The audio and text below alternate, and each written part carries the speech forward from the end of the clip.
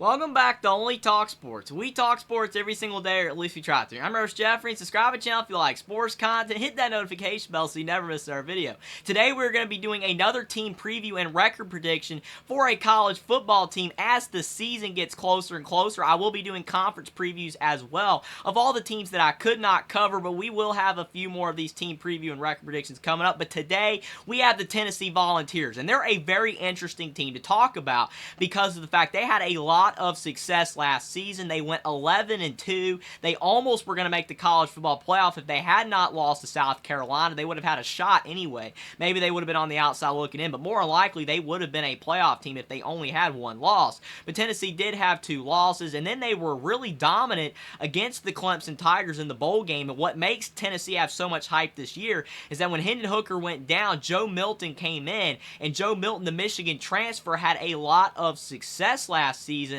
when he came in, and Joe Milton actually looked pretty good for the Tennessee Volunteers in that bowl game, especially against Clemson. He looked like a quarterback that was vastly improved from when he was a Michigan Wolverine, and that's giving a lot of fans hope that Joe Milton can lead the Tennessee Volunteers to more success this season, because the Volunteers had one of their best seasons in college football in the last 2 decades last season, and I know Tennessee fans definitely want to continue that trend and hope that the Volunteers will be one of the best teams in the SEC again this season. It's very well possible because Josh Heupel has been doing a great job all around since he took over as the Volunteers head coach 2 years ago. He went 7-6 in their first season, and then last year had the grand 11-2 year, and now he's trying to follow that up with another successful season. He was also 28-8 at UCF. That was the job that he had before Tennessee. So overall as a head coach, he's 46-16. You can't beat that. Everybody is feeling really good about Josh Heupel right now, but as we know, success is fleeting in college football. Look at Michigan State and Mel Tucker. They went 11-2 2 years ago, and then last season they went 5-7. So Tennessee could have a bad year this year compared to where they had last year. Now, is that likely? I don't think it's as likely that Tennessee drops as far as Michigan State did, but definitely there are some question marks about Tennessee. Is Joe Milton for real? Is he going to be able to sustain the success that he had at the end of the season last year as the starting quarterback for Tennessee? Will he be able to do that for an entire season this year? Or will Tennessee have to break in Nico Iamaleava, the star freshman that Tennessee fans are really excited to see in the future at quarterback? Will he have to come in and be able to play at a high level? And you never want a true freshman to start at quarterback, no matter how talented he is, because you want the guy with more experience out there, and you don't want to break in a freshman too early when they're not ready, and it could ruin their confidence. So there's going to be some question marks there. As long as Joe Milton does a good job at the quarterback position, I think that Tennessee should be fine, but it's going to be interesting to see how much of Nico we do see, especially if Joe Milton struggles, but he should have a successful season because Tennessee does have some weapons on the outside. They've got Brew McCoy. He was the USC transfer from last season. He was a pretty solid receiver. They got Ramel Keaton and Squirrel White. That's a solid trio of receivers.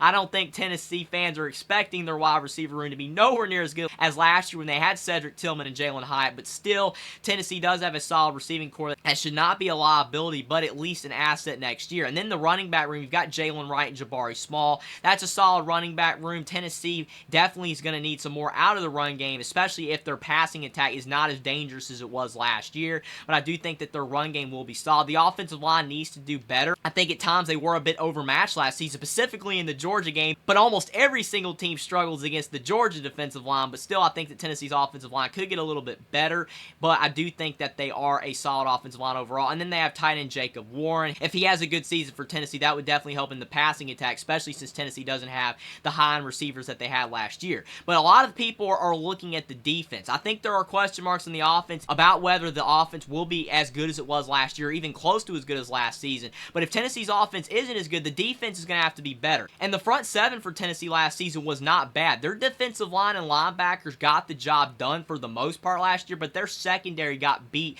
time and time again, and it was no more represented than that South Carolina game where they gave up 63 points and made Spencer Rattler look like a Heisman candidate. Spencer Rattler ate Tennessee's defense up through the air, and Tennessee struggled against Alabama as well, even though they did win that game 52-49, and that is Alabama, and Bryce Young is such a fantastic quarterback, but still Tennessee, you could just tell, had some issues trying to slow down teams, especially through the air. And again, if Tennessee's offense isn't as good, they're going to need an improved defense, or Tennessee will take a step back and not be as good of a team this year. They just won't be able to have an 11-2 year if they don't have a defense that's improved to be able to make up for potentially an offense that's not going to be as good. But I do think there is potential there, because you look at linebacker Keenan Pili, that's a great addition. He's the BYU TCU transfer. He had a great season last year for the Cougars, and I do think that he will be able to translate that success over to the SEC. I think that's a good addition for Josh Heupel on the defensive side of the ball. They also have edge rusher Roman Harrison. He's a really solid player. Tennessee does have a lot going for them in the fact that they have a lot of older guys on the defensive side of the ball. That should definitely help them out. They also have defensive tackle Amari Thomas and defensive tackle Bryson Eason.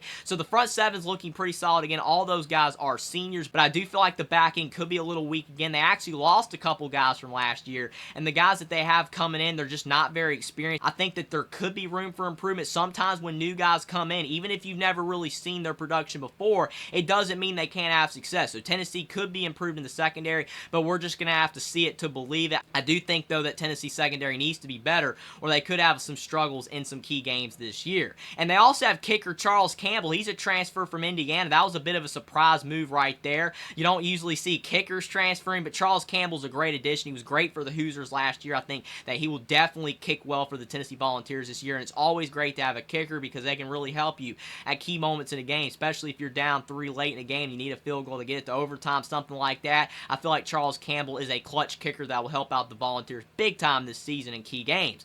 Now, looking at the Tennessee schedule, because this is what it's going to come down to. The roster matters. You have to have a good offense, you have to have a good defense to win, but it also matters with your schedule. If you have an easier schedule, your team cannot be very good and still have a lot of success because you have a fairly easy schedule. But if it's really tough, then it's going to make it a lot harder on Tennessee to have a repeat season from last year going 11-2. But they do start the season out with the Virginia Cavaliers on a neutral site. That should be a game that a lot of people are looking at in week 1 to see how good Tennessee is. It's always tough to be able to tell how good a team is in week 1. Sometimes you can even drop a game that you really didn't feel like you should lose, but then you can turn it around. Week 1 is not indicative of how good you're going to be, but I do feel like Tennessee has the upper hand overall in this game because Virginia is a team that's been really struggling the last couple of years, and if Virginia's struggling again this season, then you would think Tennessee should be able to handle the Cavaliers, but still it's going to be tough because it's a week 1 game.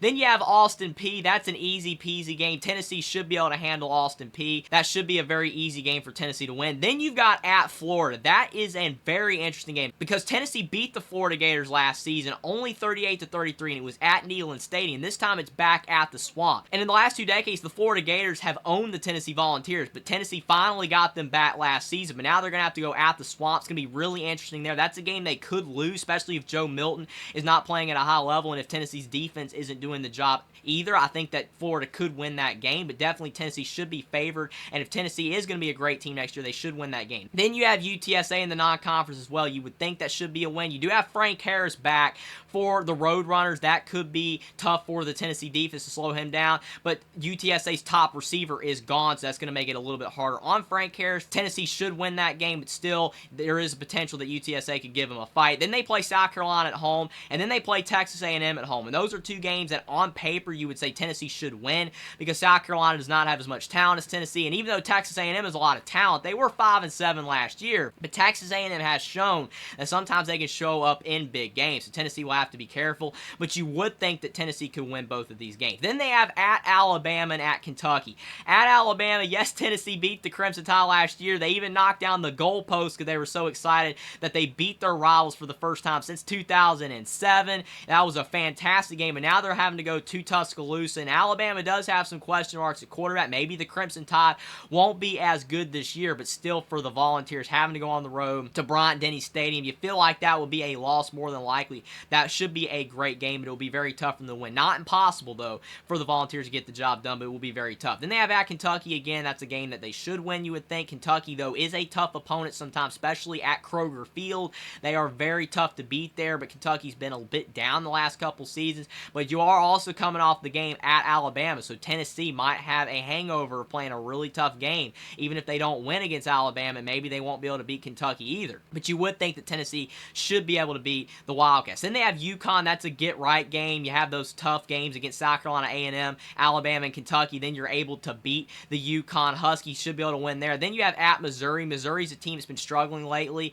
It is a little bit tough to be able to beat them in Columbia, but Tennessee should be able to win that game, you would think. Then they got Georgia at home. That could be the game of the year, especially if Tennessee only has 1 loss at this time and they're still alive for the CFP. This game will be for all the marbles for Tennessee. If they have a couple losses already, it won't be as big a deal, but still maybe to potentially spoil Georgia's hopes of winning the SEC or being able to make the college football playoff themselves. This is a big game for the Tennessee Volunteers, and if they could win, that would really help continue continue to propel Tennessee into the limelight in college football, that they are back and they're here to stay and they're not just a fluke, that they're going to be good for years to come. That's a big game. You would think Tennessee, though, would be an underdog and they would have a hard time winning this game, but it's not impossible. Joe Milton and the defense would have to play really, really well to get it done, but it is in Neyland, and anything is possible in Neyland Stadium because Tennessee did beat Alabama last year at home, and maybe they'll be able to do the same to Georgia. You just never know. Then they end with Vanderbilt. Tennessee leveled Vanderbilt last year. This time it's at home. Last year was at Vandy, and Tennessee held no mercy against the Commodores. Yes, you're coming off a game against Georgia, but I do think that Tennessee